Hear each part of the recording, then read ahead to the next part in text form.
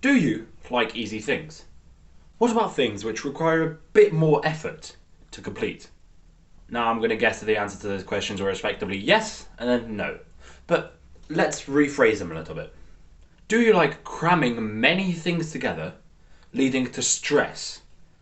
Or do you like spending more time and effort on something which you know will be more rewarding in the long term and hence you will enjoy it more? Now the answers to that will probably be no and then yes. However, the questions are basically the same. If something is easier, you can put more of it together as it takes a shorter period of time. And that will lead to stress. But if the questions are the same, why on earth are the answers different? This is what I call the convenience paradox. But how are the answers different? And where on earth does coffee come into it? Now let's say you want a delicious cup of coffee. This is hot chocolate, by the way, I don't like coffee. Well, let's say you're at home. You'll just turn on the coffee machine, wait for it to do, and then drink it. Or if you're out, you'll go to Pret and buy a cheap coffee. Now, there's nothing intrinsically wrong with either of these options. However, imagine you did it slightly differently. Imagine you went out into the woods, you gathered firewood, you made your own fire, you found water, you put it in a bowl, you boiled the water in the bowl, you ground your coffee beans, then you added the coffee beans, and then you made a delicious cup of coffee. Surely you'd like that more, right? Now this story is paraphrased from my lovely book, Zen, by Shunmyo Masamu, which I rant on endlessly and is very, very good. In fact, I might make a video on it at some point. But why does it matter? Why does coffee matter? You see, the overall message of this little parable is that if you eliminate effort and time from the equation, you will also eliminate pleasure. Now, don't get me wrong, innovation comes from humans being able to make things which are trivial a little bit easier and then cram them away. But we as humans are not just multi-million conglomerate businesses. In fact, we as humans are simply humans. Our main goal as such in life is to be happy, to take pleasure in stuff. But nowadays, everything is so easy. We've basically eliminated pleasure from the equation. It's gone. KO. Bang. And stress has become so natural, it's actually a little bit scary. But it shouldn't be like this. And here I come on to my second example. A popular video game known as Geometry Dash. If you've ever played Geometry Dash, you'll know what it is. If you don't, basically you're a little cube or a ship and you fly through and jump over obstacles, right? You want to survive and then beat the level. Once you beat the level, you get a little reward in the forms of stars or mana orbs, which are in-game currencies. However, once you become good enough at the game, you unlock a new difficulty of levels which you can beat, called the demon levels. They are much more difficult than the prior levels which you would have beaten. And there are 5 difficulties. Easy, which is obviously the easiest, medium, hard, insane, and then extreme demons. Now they all give the same amount of rewards, they all give 10 stars and 500 mana. But then why would you beat these really difficult ones if you can get the same reward from the 2 easier ones? It's about the process and it's about the destination. See, top players have realised that they much enjoy beating harder levels simply because there's more of a challenge to them. They're clearly not playing for the stars. They're playing for the experience. They're playing for the challenge. They're playing for the reaction.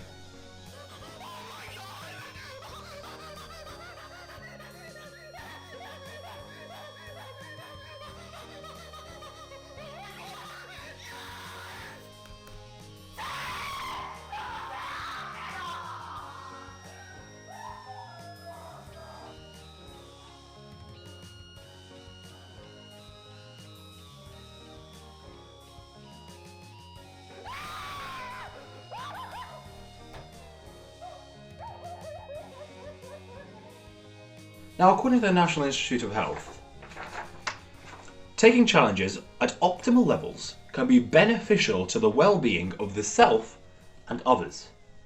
And they say that this is because you will be doing something which other people usually avoid. As it is, you'll enjoy yourself more if there's a little bit of a challenge to it.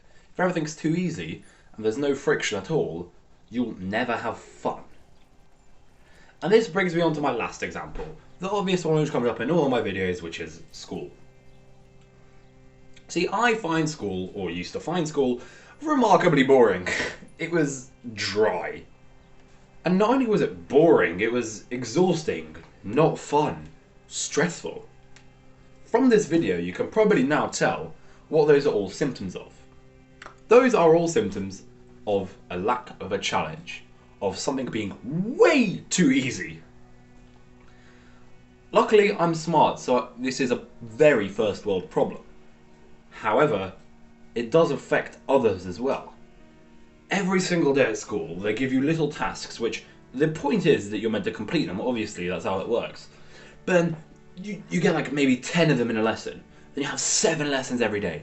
Your mindset keeps shifting from one lesson to the next, to the next, to the next, to the task, next, to the next, to the next, and it is just draining, it's too much. This is all because everything is too easy. You can't focus on one thing because you've already done it and you've gone on to the next one. And the worst bit is, there's a world so bright and beautiful, like you would never believe. But I'm stuck in my easy world, my confines of 4 walls and a chair. And so now I've slightly rephrased school for myself. I've decided that instead of doing all this easy stuff, I'll just skip to the challenging questions and I'll try to challenge myself. And that has actually really helped me in lessons. And I'll find lessons somewhat energizing. And I only get tired in the last period or when I'm coming home. And you see, that's why I love climbing.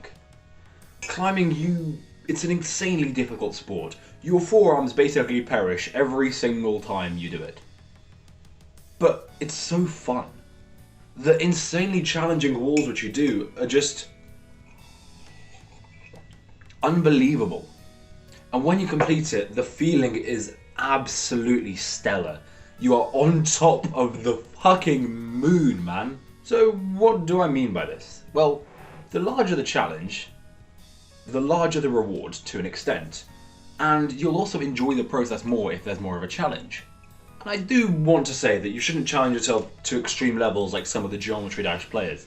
You don't want to pour in hundreds and hundreds of hours into one level like I used to. I was so addicted. I think I have 500 hours on the game. I'm not proud, but you shouldn't push yourself too hard. But so long as there is a challenge, there'll also be some sort of interest to it. It'll be fun. You'll like it. So challenge yourself to enjoy yourself. The focus is key. In fact, by eliminating time and effort from the equation, these multipliers, the pleasure decreases, as in any other equation, by taking multipliers out. It's just another maths problem.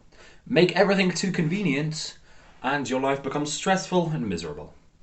You find yourself locked in a paradox. So, I challenge you to do something you want to do. Brew yourself a delicious coffee, or, as I did, a hot chocolate. Have a nice one.